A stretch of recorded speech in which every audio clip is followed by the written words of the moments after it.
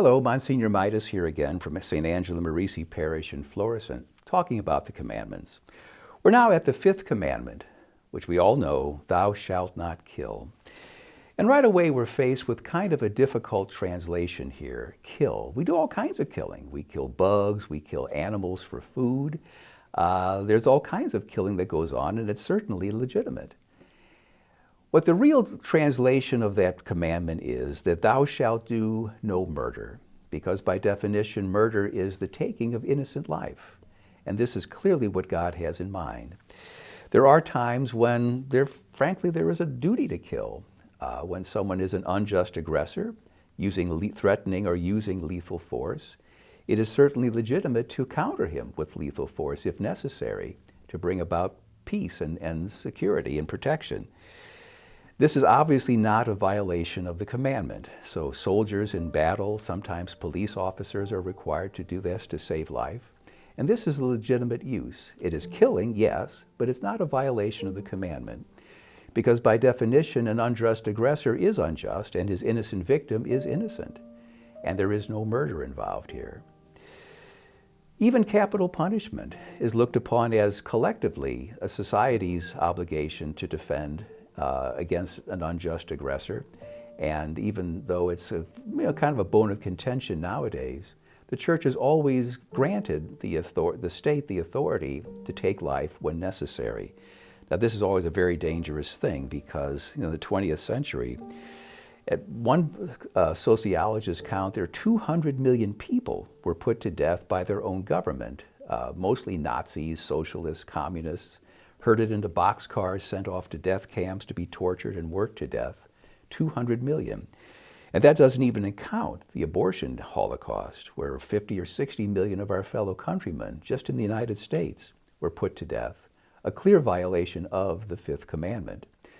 Thou shalt do no murder, because the taking of innocent life is clearly murder, and abortion is clearly the taking of innocent human life. But along with this commandment, there's the flip side of it is the virtue of charity. Again, if you spend your whole life not killing people, that's great, The people who didn't avoid that, people like, John Dillinger, John Wesley Hardin, the old gunslinger, people like that, they're really in a world of hurt when they stand before God. But just not murdering people really isn't enough.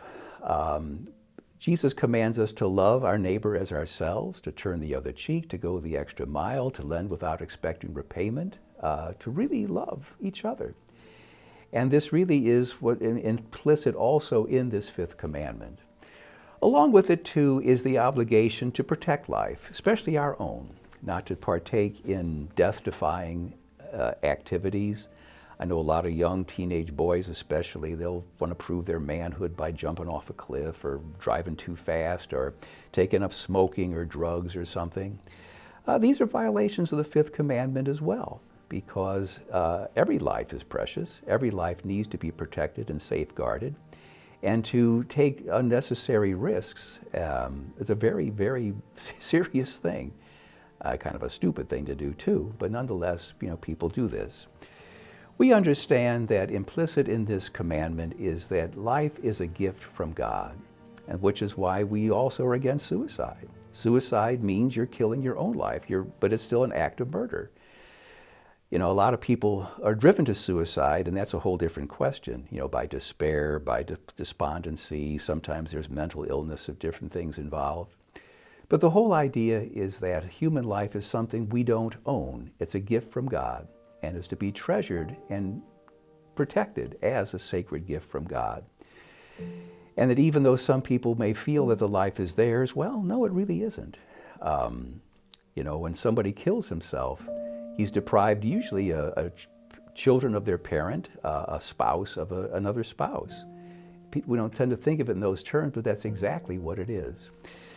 And so, folks, we understand that the fifth commandment, which is a pretty much basis of all law, that governments exist to protect people and keep them safe. We've seen governments abuse this terribly in the last century or so, and it still sadly goes on, which is why we need to be ever more assiduous in our defense of innocent human life in every way we can, whenever we can. And I thank you for listening.